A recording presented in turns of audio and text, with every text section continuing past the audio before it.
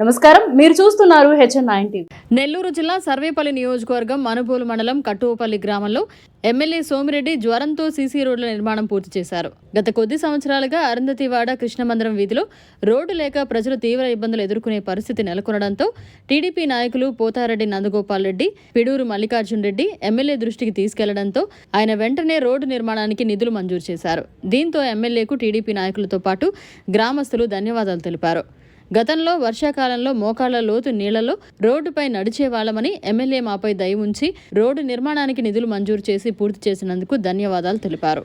మనుబోలు మండలం కట్టోపల్లి గ్రామం ఎంట్రపల్లి మహేంద్ర టీడీపీ తయారంలోకి వచ్చిన పాట సీసీ రోడ్లు అన్నీ ఎల్లవలకి 2015లో 2014లో కూడా మోకాట్లోతు నీళ్లు ఎల్లవ నీళ్లు ఇప్పుడు ఆయన అడిగి సీసీ రోడ్లు సోమిరెడ్డి చంద్రమోహన్ రెడ్డి ధన్యవాదాలతో సీసీ రోడ్లు అడగంగానే ఇచ్చి మొత్తానికి 250 మీటర్లు అడగంగానే ఇస్తే వేసుకొని గిజ్జినవాడికి పూర్తి చేసిన తర్వాత గొల్లపాలెం కృష్ణమందిరం టెంపుల్ కానించి బైబస్ రోడ్లో కొలనకుదురు బైబస్ రోడ్లోకి సీసీ రోడ్లు వేసి ఆయన చెప్పినట్టు ధన్యవాదాలు తెలుపుకుంటూ ఇచ్చాడు.